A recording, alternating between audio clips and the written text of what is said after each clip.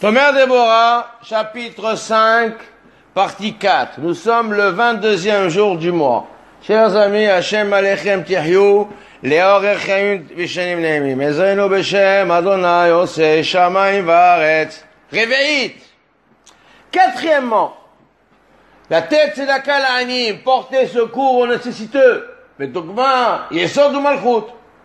Action comparable à souder le Yesod, la Sphira, du fondement, Yosef Hatzadik, avec David Amelech, avec la royauté. La Tzedaka relie le pauvre, qui est symbolisé par la royauté, qui n'a rien, qui ne possède rien d'elle-même, à son bienfaiteur, le Yesod, qui lui déverse les flux de vie. Ve'azdaka roya alehem, Pirshu batikonim, la tzedaka qui leur est adéquate, est définie dans les tikkonim, de la manière suivante. Les kayem, tzedaka, comment on écrit tzedaka? Tzadik, dalet, kouf, he. Alors, nous dit le Zohar, les tikkonim, il nous dit, c'est le tzadé, correspond aux 90 amens que l'on doit répondre tous les jours. Le dalet, c'est les 4 kedoshot que nous répondons dans la journée. Nous disons 3 fois kadosh, kadosh, kadosh dans Shachit, une fois dans le Yotzer, une fois dans la Hamida, une fois dans Uva Letzion. Et une 4e fois, nous la disons dans Nagdishar de Mincha. Et le Kof, c'est les 100 bénédictions quotidiennes que Chazal ont instituées. Et le He, c'est les 5 livres de la Torah. Qu'ainsi explique le Zohar dans les Tikkunim, Tikkun Yudhet. Bechol yom, ve'l'od, kol echad, kefi kocho, yamshir tzedaka, mitiferet la'aniyim alalou. Et chacun, selon ses capacités, ses possibilités, devra influer la tzedaka du Tiferet, de Yaakov, Yosef, en direction de ces pauvres-là.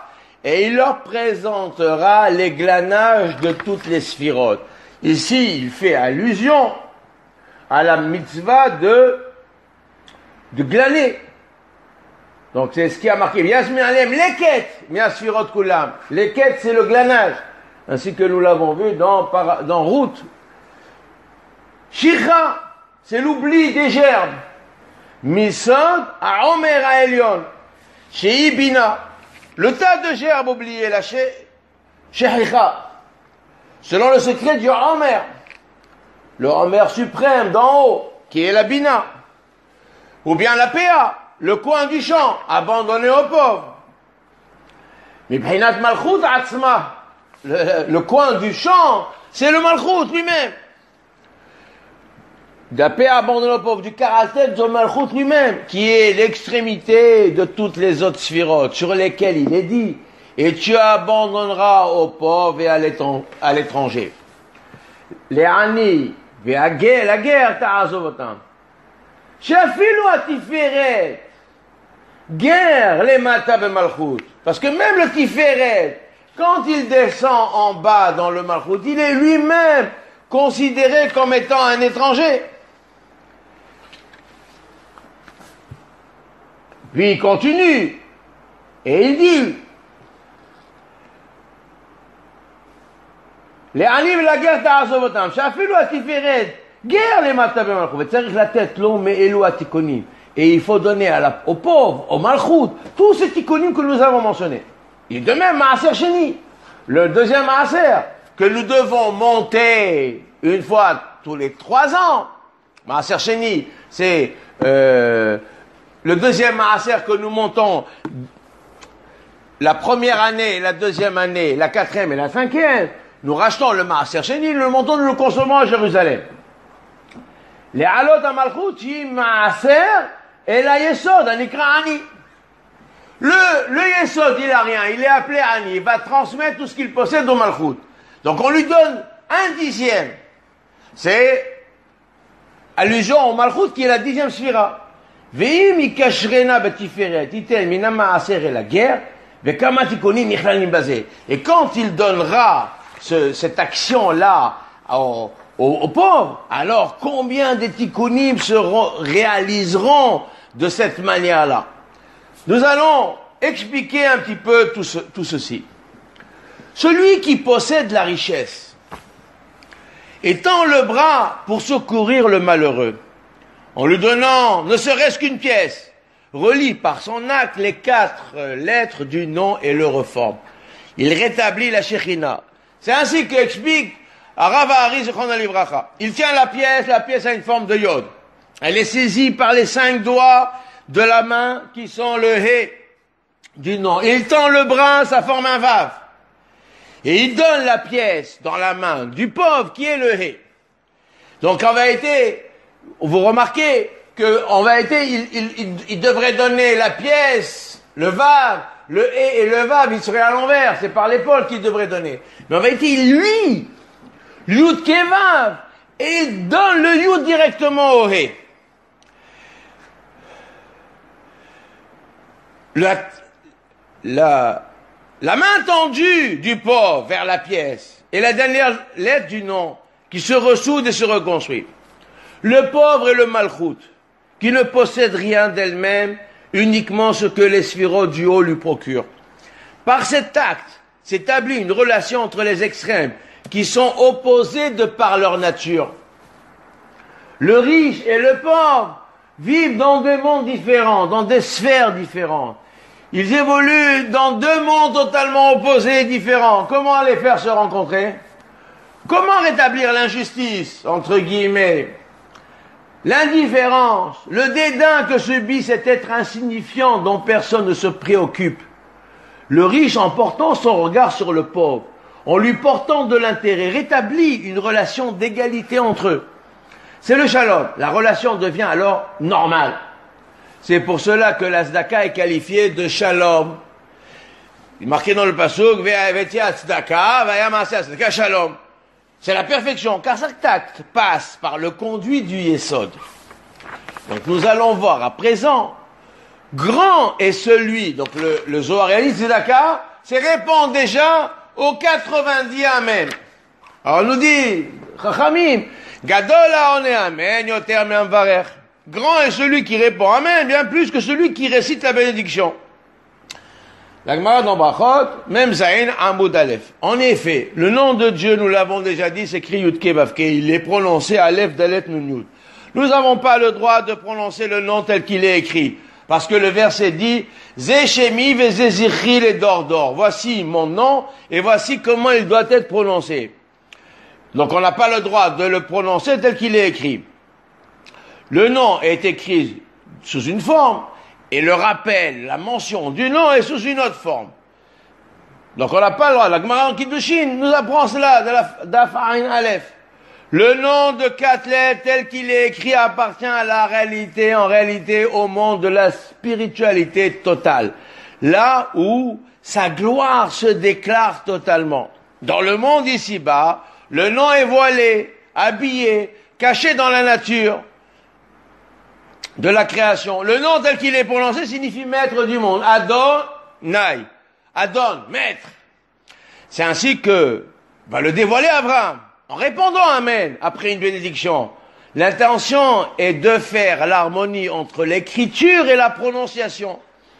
Le nom écrit de valeur numérique 26, celui que l'on prononce Ado, plus loin Naï, à valeur numérique 65, quand on associe les deux, on dit Amen, alors en valeur numérique de 91.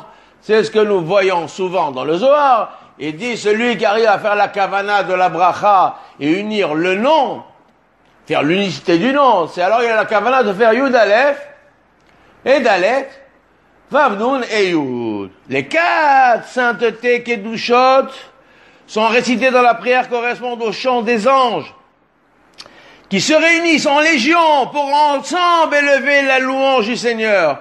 Ils sont à 3 niveaux. Les anges sont de 3 niveaux. Ils correspondent aux 3 mondes. Beria, Yetzira et Asiya. Les séraphim sont dans le monde de la Beria, de la création.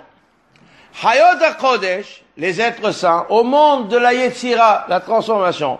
Et les Ophanim, assimilés aux roues du char divin, sont dans le monde de l'action. les anges, sont des êtres figés. Ils ne peuvent changer de niveau et de monde. Ils sont debout, comme il est dit dans le verset. Je te ferai avancer entre ceux-là qui sont debout. Ceux qui sont debout, figés, ils ne peuvent pas avancer, ce sont les anges. Cependant, quand ils s'élèvent, leur louange, les Ophanim élèvent leur louange, eux-mêmes ils s'élèvent au niveau des Hayot. Et ensemble, ils montent jusqu'au niveau des Séraphim.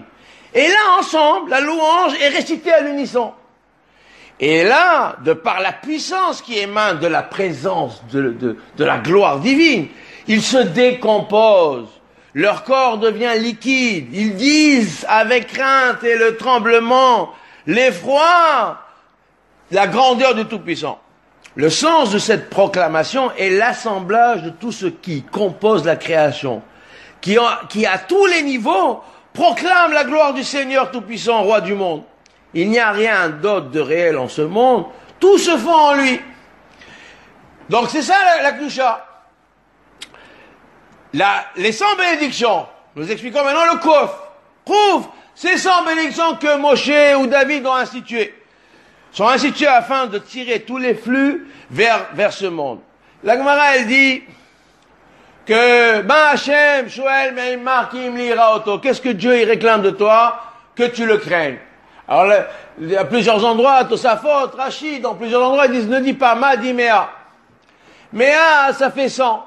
Et quand Tosafot disent, le même, il y a 100 lettres dans ce pasouk, font allusion à 100.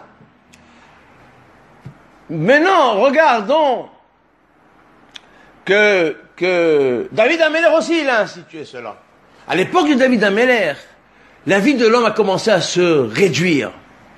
Et David, à l'occasion de l'épidémie, la fameuse épidémie qui a eu lieu, il a demandé, recherché, il a voulu comprendre pourquoi les gens mouraient, 100 jeunes mouraient tous les jours. On lui a dévoilé qu'il fallait instituer Mea Brachot. De telle sorte que les brachot qui ont été institués, c'est pas dire 100 bénédictions n'importe lesquelles. Le Rambam les cite et il les établit.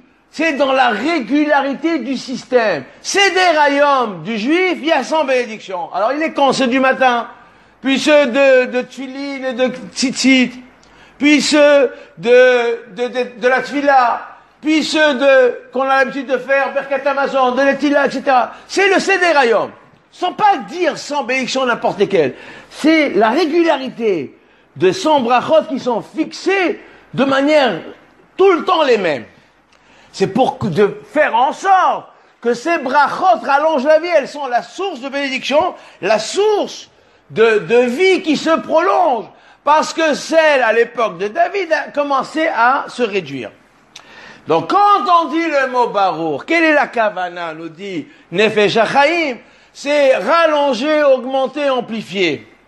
Donc le mot barour, celui qui veut savoir le pshat, c'est que dans le ciel, il y a un réservoir extraordinaire de vie et d'abondance qui est fermé, dont le robinet est ouvert un petit peu. Donc il coule un petit flux, un petit jet. Et quand je dis barour, la kavana, c'est d'ouvrir ce robinet, d'ouvrir les vannes afin que les flux se répandent en bas avec force, amplitude, puissance et intensité multipliée et croissante. C'est le sens de la bracha. Donc comment doit-on dire les brachot? Prenons garde à la manière que nous avons de réciter chacune des brachot, en séparant correctement les mots barour, ata, Hashem, en ayant la kavana. Parce que la bracha, c'est la liaison de l'homme à la relation qu'il a avec la source de vie. Les 5 livres de la Torah écrites contiennent toutes les lumières qui sont les sources de l'existence et de la pérennité de ce monde. Ainsi parle l'Éternel, sans mon alliance, Ko Amar Hashem, Im lo beriti, yom havalayla, hokol shamayim va'aretz v'samti. S'il n'y avait pas mon alliance, le jour et la nuit, il n'y a plus d'existence au ciel et la terre. C'est-à-dire, si l'étude de la Torah cesse un instant sur terre, les lois qui régissent, qui établissent la stabilité de la création s'annulent. Et haz v'shalom, le monde retournerait au néant. L'étude de la Torah procure au monde, ceux du haut comme ceux du bas, leur harmonie et fait jaillir les flux qui les traverse pour se déverser en ce monde ici-bas. Toutes ces actions citées se doivent d'être accomplies chaque jour, car les jours sont d'une qualité différente. Les énergies qui y sont diffusées sont elles aussi de qualité différente. Les jours comme les semaines et les mois, ainsi que les années qui composent le temps, correspondent aux énergies des sphirotes, qui sont divisées pour être dispensées de manière progressive. La longueur du temps consiste à la diffusion des lumières initiales, ce que nous appelons le Or Haganouz, la première lumière créée lors de la création, qui a été ensuite enfouie dans le soleil. Cette lumière ne peut apparaître d'un coup. Elle ne serait pas supportable aux créatures par l'immensité de sa puissance. Le travail sacré consiste d'une part à les faire apparaître et d'autre part à les canaliser. Vers quoi? Vers le Kedusha et le bien, afin de les mener à réparation. Ceci est le sens de la répétition continuelle des mêmes prières, des mêmes mitzvot à l'identique. Le Rav ici fait correspondre aux sphirotes les parts de la récolte qui doivent être données aux pauvres. Dans ce passage, il est mentionné 3 mitzvot concernant la moisson, que le moissonneur doit abandonner aux pauvres. Comme il est dit dans le pasuk, quand vous moissonnerez la récolte de votre pays, tu ne couperas pas entièrement jusqu'au bout de ton champ. Et la glanure de ta moisson, tu ne ramasseras point. Si la faux du moissonneur glisse sur 1 ou 2 épis, il ne peut les faucher à nouveau. Il doit les abandonner pour les pauvres. Cela s'appelle les quêtes. Le moissonneur doit aussi laisser au coin de son champ une partie de sa récolte, qui reste sur pied, afin que les pauvres puissent la couper et se l'approprier. C'est le PA. Après, il est dit, quand tu moissonneras ton champ, tu oublieras une gerbe dans ton champ, tu n'as pas le droit de revenir la prendre.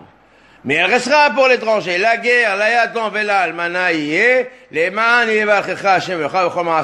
tu l'abandonneras à l'étranger, l'orphelin et la veuve, afin que Hachem te bénisse dans toute l'action de tes mains. Après la moisson, on ramasse les épis, on assemble en javel. Javel, c'est des gerbes. Puis on les lie en gerbes.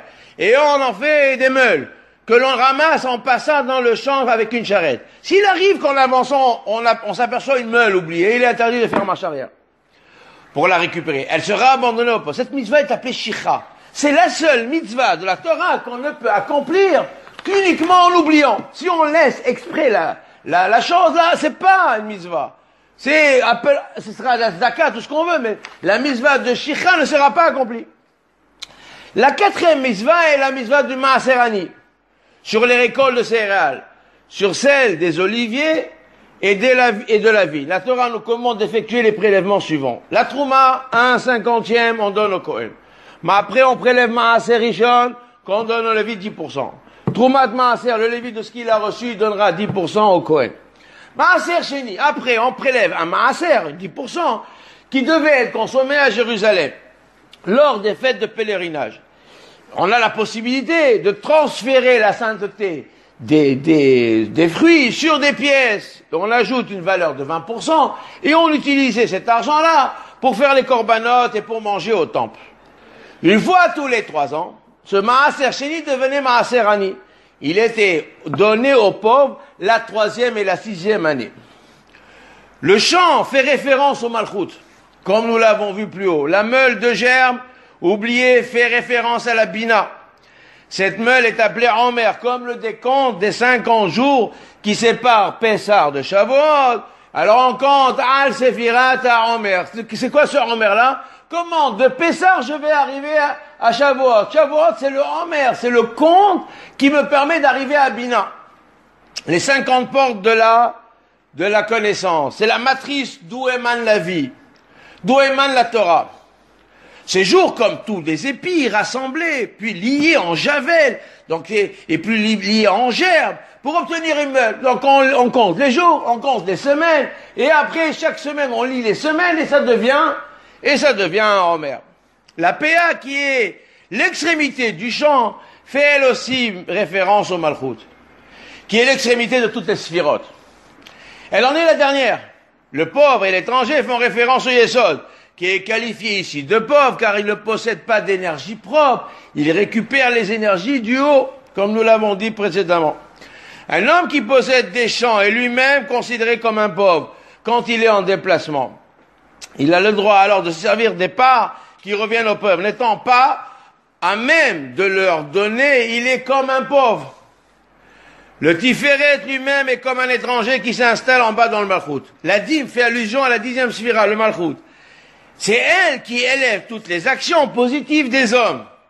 Les mitzvot et l'étude de la Torah vers les hauteurs. Ce sont les maïn norgvim, les eaux féminines, le réveil d'en bas, et taruta deltata. Ces flux-là, des actions des hommes, montent, s'élèvent, produire une odeur agréable devant le Seigneur Tout-Puissant et lui donner satisfaction. Le Malchut monte alors au niveau du Yesod. Et par son truchement qui s'élève les mitzvot. C'est alors que le Malchut est qualifié de Maaser Ani. Quand la montée se poursuit et atteint le Tiferet, c'est la part de l'étranger. Le Homer est la part de la Bina, comme nous l'avons déjà précisé. La part qui revient au Lévi arrive au niveau de la sagesse de la Chokhmah. Puis le Lévi donne au Kohen la Troumat Maaser qui atteint le Keter. Donc nous avons vu à travers toutes ces mitzvot-là comment tout le système des Sphirot est lié. De part donner aux pauvres du bas vers le haut. Et ça monte, et ça monte, et ça monte pour atteindre le Keter. Donc qu'avons-nous fait? On a pris la Shekhinah qui était tout en bas et nous avons lié jusqu'au Keter. C'est le sens essentiel des mitzvot qui sont mentionnés ici, et c'est le sens essentiel de faire Hesed avec l'autre, remonter la Shekhinah et la rétablir jusqu'au niveau de la couronne.